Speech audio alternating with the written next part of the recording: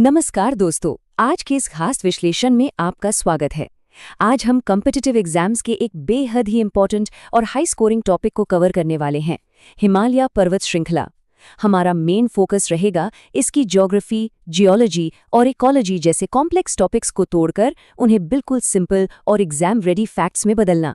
तो चाहे आप यूपीपीएससी आरओ, एनटीपीसी, यूपीपेट या पीजीटी सोशियोलॉजी की तैयारी कर रहे हों, ये चर्चा आपके लिए गेम चेंजर साबित होने वाली है।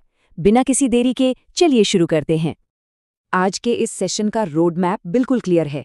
हम शुरुआत करेंगे हिमालय की उत्पत्ति और जियोलॉजी से।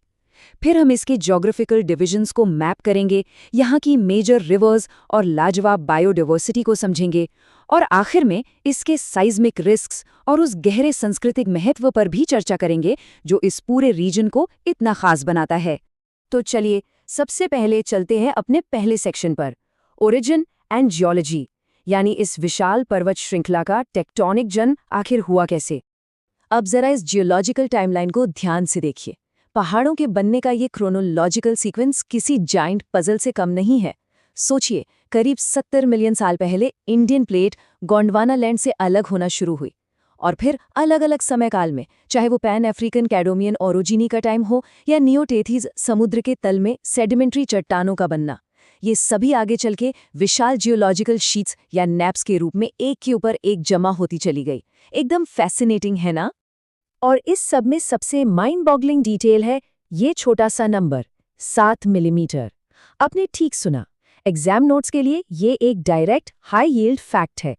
भूगर्भ शास्त्रियों के मुताबिक लगातार चल रहे हॉरिजॉन्टल कंप्रेशन के कारण हिमालय की ये चट्टानें आज भी हर साल 7 मिलीमीटर की एक्टिव रेट से ऊपर उठ रही हैं, यानी टेक्निकली हिमालय आज भी बड़ा हो रहा है।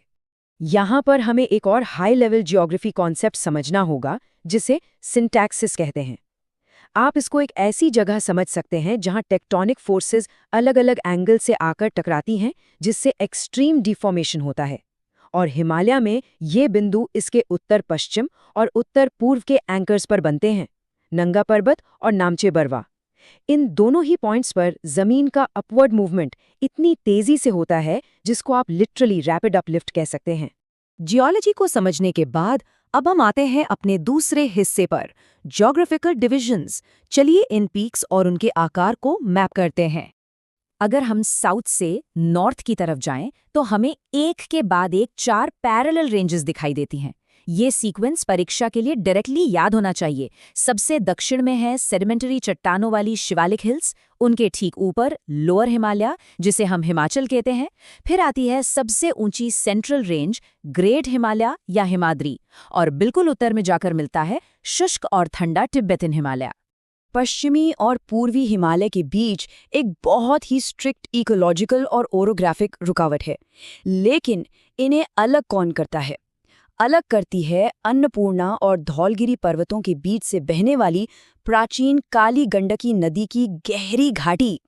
ये घाटी वेस्टर्न और ईस्टर्न हिमालयाज को बिल्कुल 2 अलग हिस्सों में बांट देती है। एग्जाम्स में अक्सर इस नेचुरल बैरियर पर सवाल बनते हैं। अब आते हैं एक ऐसे टॉपिक पर जहां मैक्सिमम स्टूडेंट्स मार्क्स लूज करते हैं, मेजर पीक्स का कंफ्यूजन। एंकर्स तो हमने डिस्कस कर लिए, नंगा पर्वत और नामचे बरवा, लेकिन यहां ध्यान देने वाली बात है कंचनजुंगा और नंदा देवी के बीच का अंतर।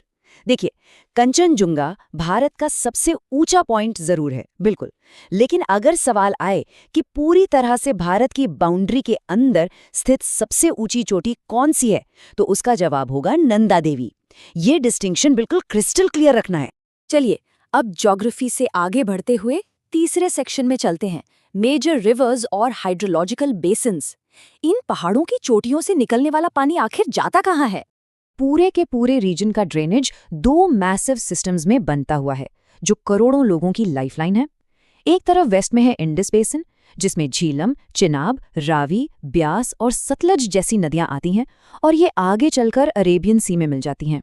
वहीं ईस्ट की तरफ विशाल गैंजेस ब्रह्मपुत्रा बेसिन है, जहां ब्रह्मपुत्रा को तिब्बत में यरलुंग सांगपो भी कहा जाता है, और ये drainage system bay of Bengal में जाके समाता है। नदियों के बाद हमारा चौथा पड़ाव है यहाँ की लाजवाब जैव विविधता। आइए इन एक्सट्रीम ऑल्टीट्यूड्स के इकोसिस्टम्स पर नजर डालते हैं। इस डेटा टेबल को अगर आप देखेंगे तो स्थानिकता यानी एंडेमिज्म के फिगर्स सच में आपको हैरान कर देंगे, क्योंकि यहाँ एलिवेशन 500 मीटर से सीधा 8000 मीटर तक अब्रप्टली बढ़ता है। यहाँ काफ़ी ऐसी प्रजातियां हैं जो अर्थ पर और कहीं नहीं मिलती। फॉर इंस्टेंस, नोटिस कीजिए कि यहाँ मिलने वाले 40% एम्फिबियंस और लगभग 31.6% पौधे टोटली एंडेमिक हैं। एनवायरनमेंट सेक्शन के लिए ये स्टैटिस्टिक्स अत्यंत महत्वपूर्ण हैं। और जब जैव विविधता और संरक्षण की बात होती है तो हम हिमाचल प्रदेश के ग्रेट हिमालयन नेशनल पार्क यानी GHNP को कैसे भूल सकते हैं। इसे 2014 में यूनेस्को वर्ल्ड हेरिटेज साइट का दर्जा दिया गया था, एक मेजर कॉन्जर्वेशन माइलस्टोन जो एग्जाम्स का फेवरेट क्वेश्चन है। ये पार्क मस्क डियर और वेस्टर्न हॉर्न्ड ट्रैगोपॉन जैसी ग्लोबली थ्रेटेंड स्पीसीज के लिए किसी सेफ हेवन से कम नहीं है। हमने पहाड़ों की खूबसूरती देखी, लेकिन सेक्शन 5 में अब हमें इनकी एक बहुत ही सीरियसली लेने वाली रियलिटी पर बात करनी होगी, साइज्मिक रिस्क्स। देखिए, चाहे डिजास्टर मैनेजमेंट हो या पब्लिक सेफ्टी का मुद्दा, ये पॉइंट सबसे क्रूशल है। पूरा का पूरा हिमालयन आर्क ऑफिशियल तौर पर साइज्मिक जोन V में क्लासिफाई किया गया है। इसका सीधा सा मतलब है एक्सट्रीम वल्नरेबिलिटी। जो टेक्टोनिक एक्टिविटी इन पहाड़ों को इतना ऊंचा बनाती है, वही इन्हें भयंकर भूकंपों के प्रति अत्यधिक संवेदनशील भी बनाती है। ये एक ऐसी जियोलॉजिकल रियलिटी है जिसे इग्नोर नहीं किया जा सकता। खतरों और जियोलॉजी से आगे बढ़ते हुए चलिए अपने आखिरी और शायद सबसे रोचक हिस्से पर आते हैं, हिमालय का सांस्कृतिक महत्व। ये सिर्फ पत्थर और बर्फ के पहाड़ नहीं हैं दोस्तों, ये सदियों से आस्था का, भगवान का घर माने गए हैं। यहाँ की धार्मिक विविधता देखिए, हिंदू, बौद्ध, जैन और बौद्ध धर्म के अनुयायियों के लिए पूजनीय माउंट कैलाश यही है। शिव का ज्योतिर्लिंग केदारनाथ हो या बद्रीनाथ की पवित्र भूमि, यहाँ तक कि भगवान बुद्ध का जन्मस्थल लुम्बिनी हो या भूटान का पारोटक संग, इन सभी महान स्थलों की जड़ें इन्हीं पहाड़ों की विशालता से जुड़ी हुई हैं। और क्या आपने कभी सोचा है कि इस क्षेत्र की ये विशाल आध्यात्मिक पहचान, इसका सारा इतिहास इसके नाम में ही छिपा हुआ है। प्राचीन संस्कृत शब्द हिमा, जिसका मतलब होता है बर्फ, और आलया, जिसका अर्थ है घर, दोनों को मिला दें तो बनता है हिमालय, यानी the absolute abode of snow या बर्फ का घर। तो दोस्तों, इस विश्लेषण को हम एक ऐसे एनालिटिकल सवाल पर रोकते हैं जो आपकी तैयारी को एक नया नजरिया देगा।